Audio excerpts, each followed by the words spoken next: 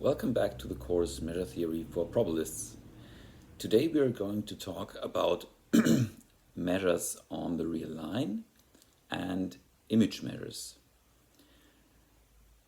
Both topics were actually already part of your introductory course on probability theory.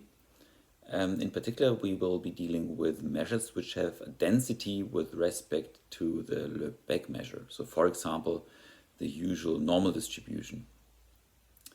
Okay, let's get started. So, measures on R and image measures. Both are important concepts later on. First of all, we want to define the so-called Lebesgue measure. You might have not heard about this, but if you took a course in advanced calculus, you might have heard about it. So in the last few videos, we talked about general construction of measures. And this here is the usual measure on the real line. So that's the measure where you really can compute lengths of sets, let's say. And the result here is as follows.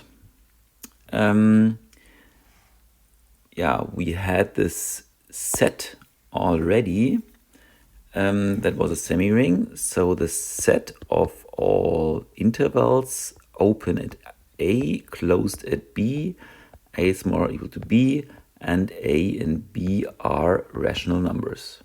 We had this, and we are giving the content of such a set, which is just defined as B minus A, so the length of the interval.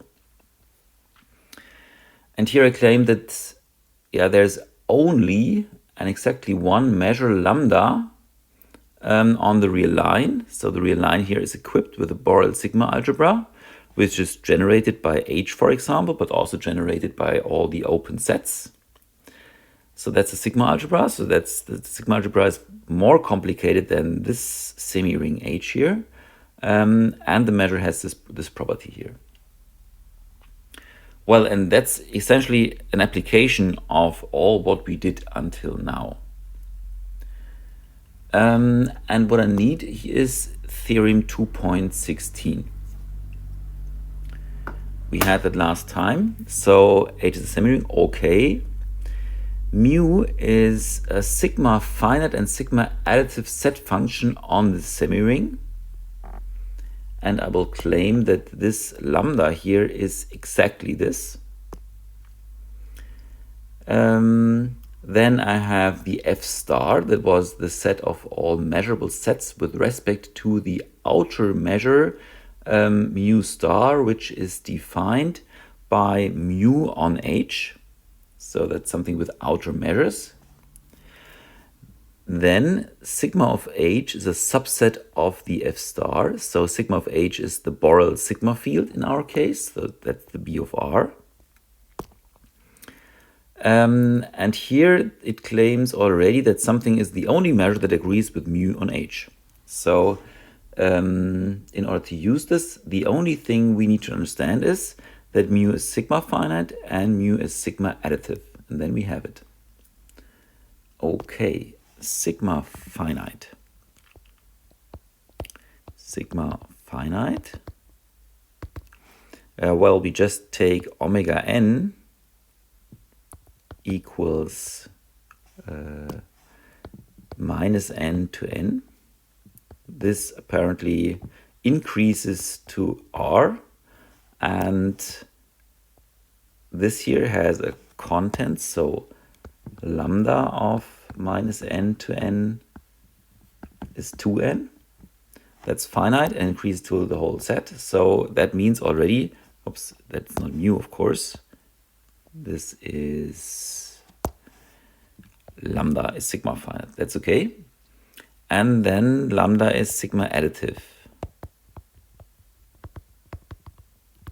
And here we only need that lambda is sigma additive on H, which means if I have an interval AB, which I can write down as a disjoint union Let's call this k in some countable set k, ak to bk, and disjoint, then lambda of ab, so b minus a, is the same as the sum over all lambdas of this here. And when you look at this here, let me draw a picture.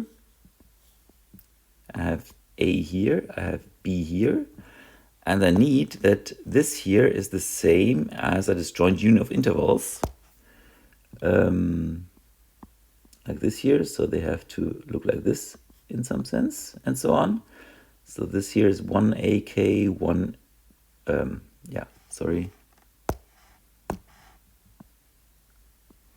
that's ak, bk, that's another one, that's yet another one, and so on. And so that means I can also order them. So without loss of generality, I can write this here as the disjoint union n from 1 to infinity, an plus 1 to an. Of course, one of these intervals has to contain b. That means b is one of the borders here. That's the reason why I have the an here and an plus 1 here. So a1 equals b. So yeah, a1 must be b, and a must be the limit of the an's, n to infinity. Yeah, because here a is excluded, so I'm using the intervals such that an goes to a, and then I can write that lambda of the interval ab, that's apparently, according to definition, b minus a. b is a1, and a is the limit of an, small n, n to infinity. I can write this here as a telescope sum, n from 1 to infinity, a n minus an plus 1. And this here I can write as a sum lambda of an to an plus 1, n from 1 to infinity. And now I proved sigma additivity, because that's the sum and that's the whole set. So I have sigma additivity, and now theorem 2.16 of the last video shows me that there's exactly one such thing here as claimed. Okay, now we have constructed a Lebesgue measure. But as you might see, okay, we have here lambda of AB is B minus A. That's fine, but nothing prevents us to be a bit more general on the right-hand side. And this leads to the following, usually also called Stieltjes measures. Here it's a bit more general. On the right-hand side you have G of B minus G of A, and the G cannot be anything. It is non-decreasing and right continuous. Let me draw a picture of such a function. Okay, non-decreasing and right continuous. Maybe like this here. This is non-decreasing and right continuous. But as you see here, it makes a jump. There's a jump here. So it doesn't have to be continuous. But it's right continuous because the value at this jump point is the upper bit or the right bit. And the claim is mu is a sigma finite measure if and only if there is such a function which is non-decreasing right continuous with, this here. That's a bit more general. There are two parts of this. And actually, from right to left first. So if there is such a function, that's basically as in proposition 2.18, what we just proved. You just have to replace b minus a by g of b minus g of a. But all these here, yeah, that just goes through. Let me, however, mention one thing. We had here that the interval is open at a and closed at b. That was actually not too important in this proof here, because if you include or exclude a, that doesn't change the value of the measure. So we have constructed a measure here. For example, we could ask for this measure here, that's also called at lambda for the moment, what's the measure AB? We haven't defined this yet, but we could say, well, that's a limit lambda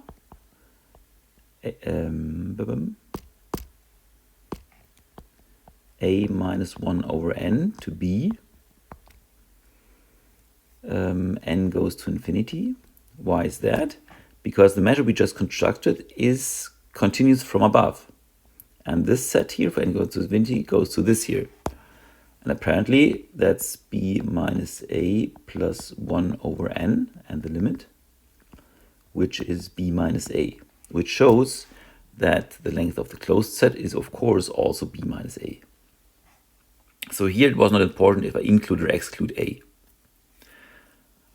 However, in this picture, when I have something like mu of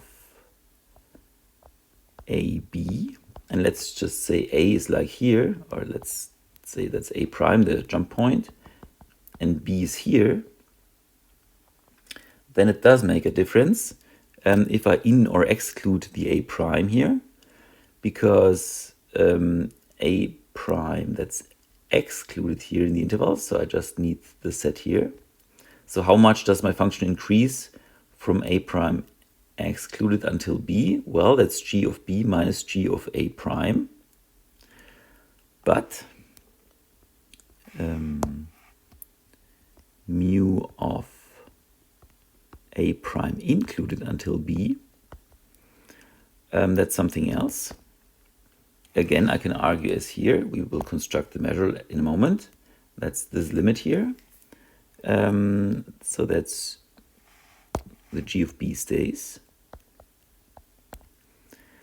But I have the limit g of A prime minus 1 over n. N goes to infinity. And I call this g of A minus.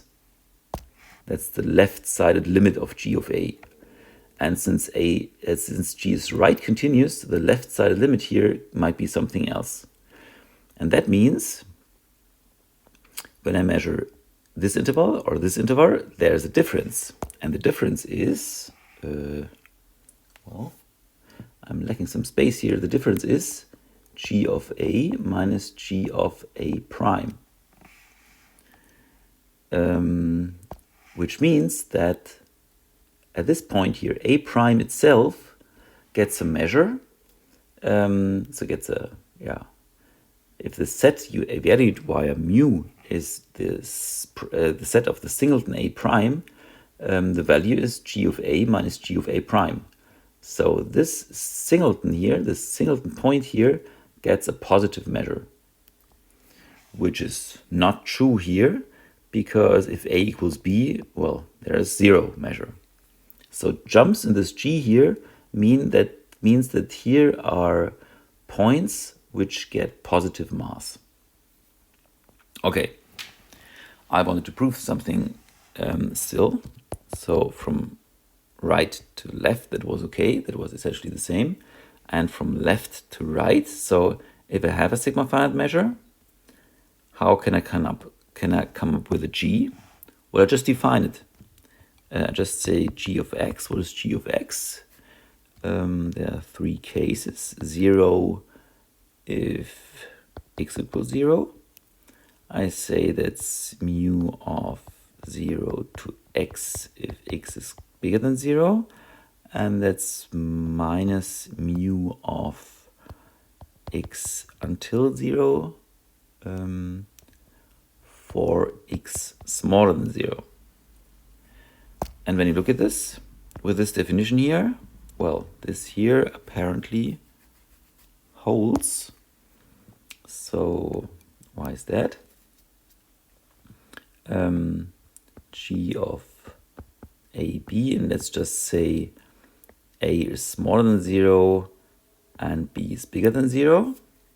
So that's apparently G of A until 0 plus G of 0 to B because of additivity. Sorry, I do not meant to write G here, but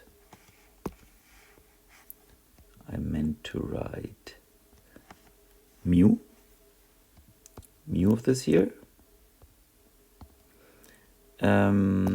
So this here is clear, and well, that's G of B, the second term, and minus G of A is the first term. So that holds then. Okay.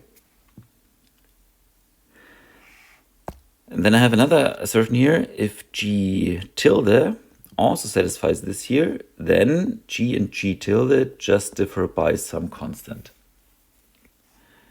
How to prove this here?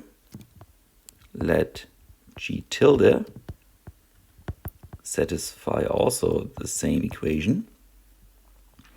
And then I can write down G tilde of B equals G tilde of A plus mu of AB.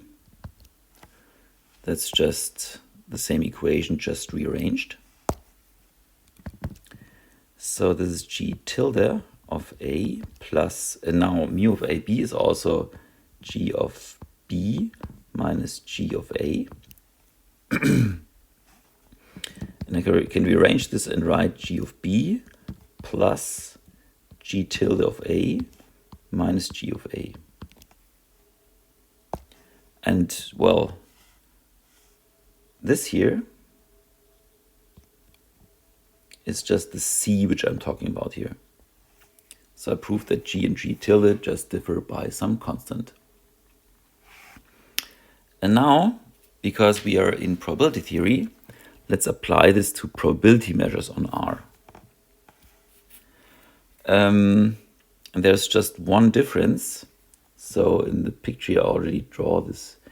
So the G here was assumed to be non-decreasing and right continuous. And just to draw yet another picture, for probability measures on R, we know that mu of the whole set, mu of R, needs to be 1. And for the corresponding function G, which is called f here on this slide here, we require that there is a limit to the left, which is 0, and to the right, which is 1. So that's a typical f here. Again, it might jump. I mean, just draw one jump. I also could have drawn more than one. There's something missing here. So f of b, b to infinity is 1. I forgot to add that limit a goes to minus infinity, f of a equals 0. And this here. Well, and again, mu and f are in 1-to-1 correspondence, which means f defines mu and mu defines f. And here I do not have something like this, that the function f is unique up to some constant, because by assigning here the limit of 1 on the right and 0 to the other, I cannot add anything because that would destroy here my limits. So this is really unique then. F is called distribution function of mu, and you might have heard this term. Let's make 3 examples, all of which you probably know. They are the uniform distribution, the exponential distribution, and the normal distribution. And all are defined by a measure, by a density density. What's a density? That's a piecewise continuous function with integral 1. So here I assume you know something about this integral here, but you can compute piecewise continuous functions and the integral. And the big F that we have is just the integral from minus infinity to x f of a dA. So this here is apparently non-decreasing because f only has positive values, which means the larger x, the larger the value here. It doesn't have jumps because integrals can't have jumps. So it's piecewise continuous, so it's continuous anyway. So big F here is continuous. Yeah. So let's look at the examples here. The densities are written here. Let me just draw them. So this is the density of the uniform distribution. This here is the density of the exponential distribution. And this here, that's a bit harder. This here is the density of the normal distribution. Yeah, and then I just do as written here. Let me just use this here to draw something. So the uniform distribution, most simple thing. 1 is here, 0 is here, and that's the uniform distribution on 0, 1. I can draw something like this here.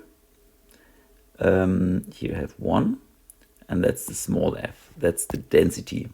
That's the density of the uniform distribution. So I just draw this function here. So that's the density.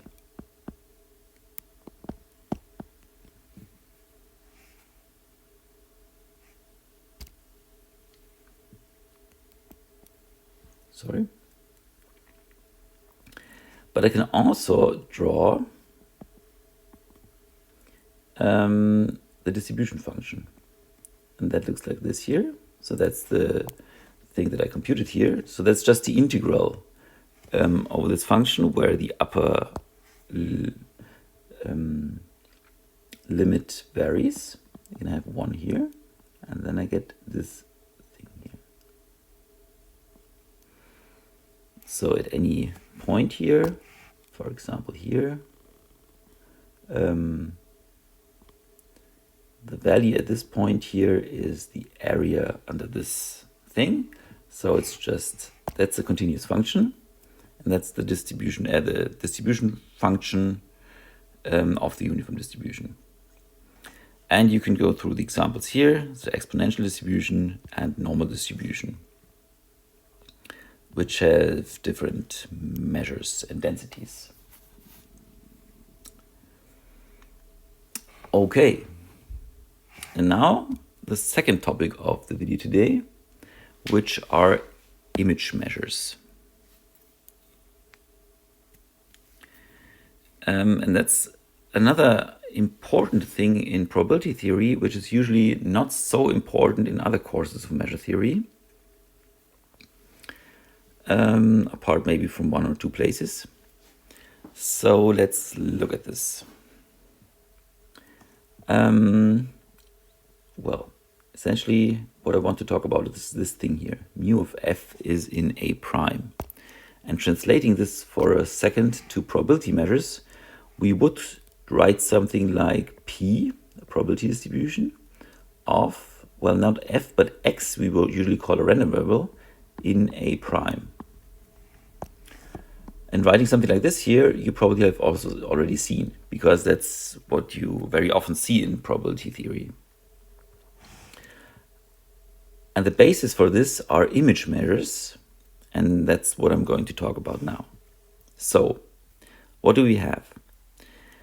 We have an omega prime and f prime or sigma field on omega prime, and I have a function from omega to omega prime. And I require one thing, well, basically 2 things. But first of all, we already had that as one slide, that the pre-images of A prime and F prime they are already a sigma field on omega. So if I only have this here, I already have a sigma field on omega. So I need to define something like a measure on omega.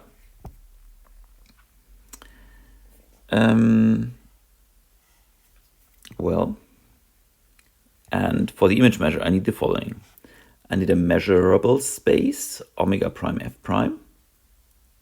So on the omega prime, I have my sigma algebra f prime. I do have a measure on omega, on the first thing here. Omega f mu, that's a measure space. And mu measures the content of sets in F. And the sigma von F needs to be part of F, which means that all of these sets here I can measure by mu. Otherwise, that wouldn't be possible. So sigma of S, F is a subset of capital F. And then I can write down a measure. Well, I'm calling this here F star mu of A prime. That's by definition mu of F to the minus 1 of A prime. This here is apparently in the sigma algebra sigma of F. I require that that's also a set of F, which means this here is something I just defined. Mu of image measure of F of A prime. And that's just writing this here differently. So what are these here? These are all omegas, which are in the pre-image of A prime. That means F of omega is in A prime. And I sometimes then also just say, well, I leave out the omega. I say F in A prime. So this here means the set of all omega, F of omega in A prime. That's just a shorthand notation for this. Okay, and then I have the image measure of F under mu.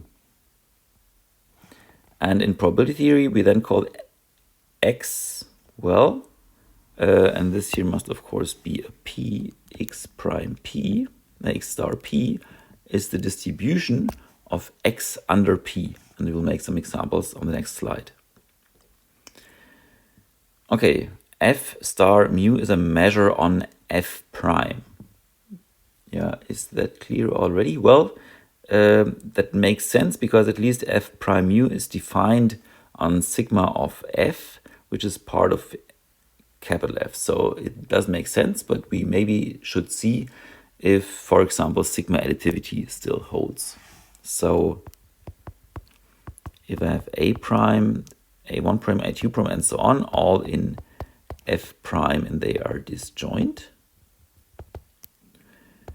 then I need to see that F star,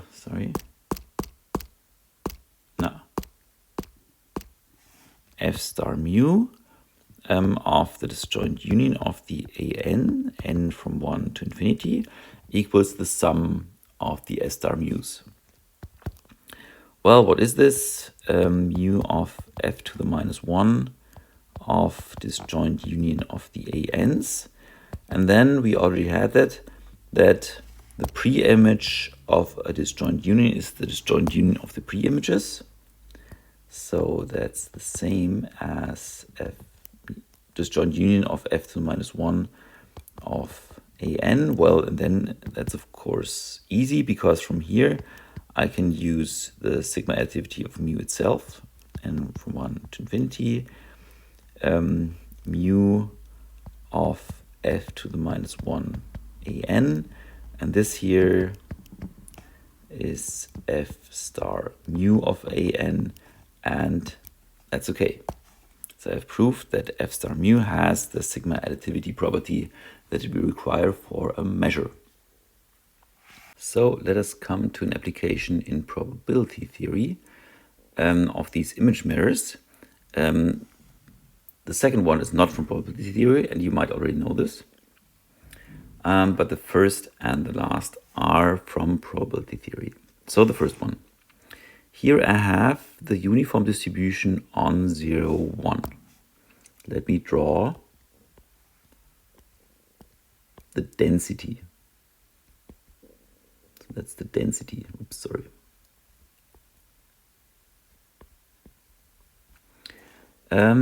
I have the image as the map U maps to 1 minus U. So, and then I claim that the image measure of f under mu is mu itself. That might come as a surprise, but maybe not so much when you think about probability theory. Here it tells you if I have a random number between 0 and 1, completely random, but I do not take the number, but I take 1 minus the number.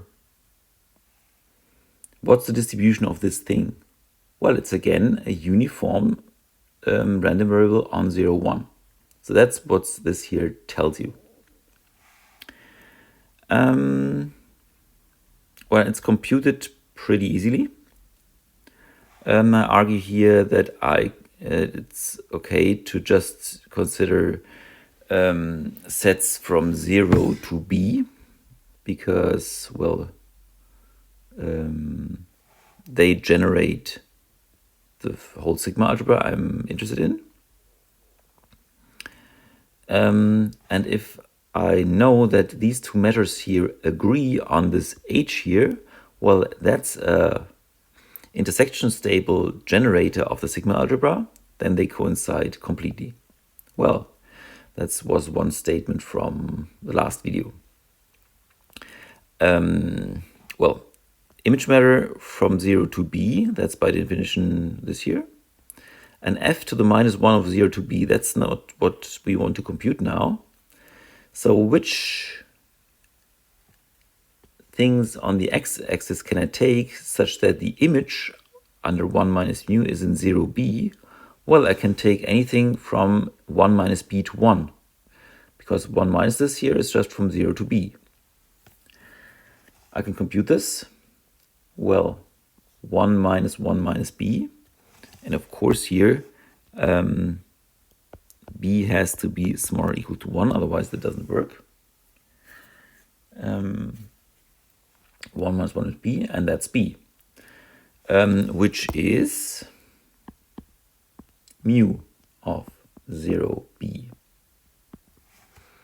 So f star mu and mu coincide on an intersection stable generator of the sigma algebra, so they are the same. Okay, that was the first example. Second example, that's usually called, the Lebesgue measure is translation invariant. What's a translation? That's for fixed y, that's the map that goes from x to x plus y. And now we can consider the image of the Lebesgue measure under this translation by y. And that's the same as lambda itself. Why is that? Well, okay, we said I can exclude or include a here. That doesn't matter at all. So let's just include it just for variation. So what's the image of AB under F, the translation by y under the measure lambda? By definition, that's this here. It's just fy minus 1. So what's the image, the pre-image of AB and the translation by y? That's from a minus y to b minus y. But the length of this interval, again, is b minus a, independent of y. So that is lambda of a, b. Again, I can argue this here, these sets here, that's an intersection stable generator of my Borel sigma field. So this here coincides with lambda. Okay, then third example and last example for today. Here on the left-hand side, there's not the same as on the right-hand side for the first time. I have here on the left-hand side, the mu as the uniform distribution. And on the right-hand side, I have an exponential distribution. And the map is x goes to minus 1 over lambda log x for some lambda bigger than 0. Then I claim that f star mu is exponentially distributed. As a sanity check, we can say, well, x is from the interval 0, 1. And if that's the exponential distribution, it's a distribution on 0, infinity. And if x is here between 0 and 1, then the values of the function here vary from 0 to infinity. So that's good. So if x is 1, this here is 0. If x is smaller than 1, this is negative, but with a minus sign here, it becomes positive again. So log x goes from minus infinity to 0. So this function here goes from 0 to infinity. That makes sense because the exponential distribution is also distribution from 0 to infinity. You might remember, you usually consider exponential distributions when you have continuous waiting times until some event happens. Let's prove this. It's as before. I'm again using this intersection stable generator of the sigma algebra. F star mu of 0x. So that's by definition mu of f to the minus 1, 0x. And now I have to understand what this here is. So there's something we can compute. Okay, f is apparently monotone, such that I only need to understand what f to the minus 1 of 0 and f minus 1 of x is. So we had f of minus 1 of 0, this is 1, because f of 1 is 0, okay? And f to the minus 1 of x, well, what's this? And I claim this is e to the minus lambda x, because f of this thing here, so f of, when you have here e to the minus lambda x, log and e2, they cancel. So this here, log of this is minus lambda x times minus 1 over lambda. That's just x, apparently. That means that's correct here. That means the f to the minus 1 of this interval here is this interval. Well, and this interval I can evaluate because mu of an interval under the uniform distribution, that's upper, the upper thing here minus the lower thing here, 1 minus e to the minus lambda x. And this here is the same as the value of the exponential distribution on the interval 0x. In order to show this, well, that was already written down here. It didn't compute it, but you can do this. That's, yeah, that's the same. And that means f star mu equals the exponential distribution. Okay, so much for today. And next time we will come to the next section on integrals.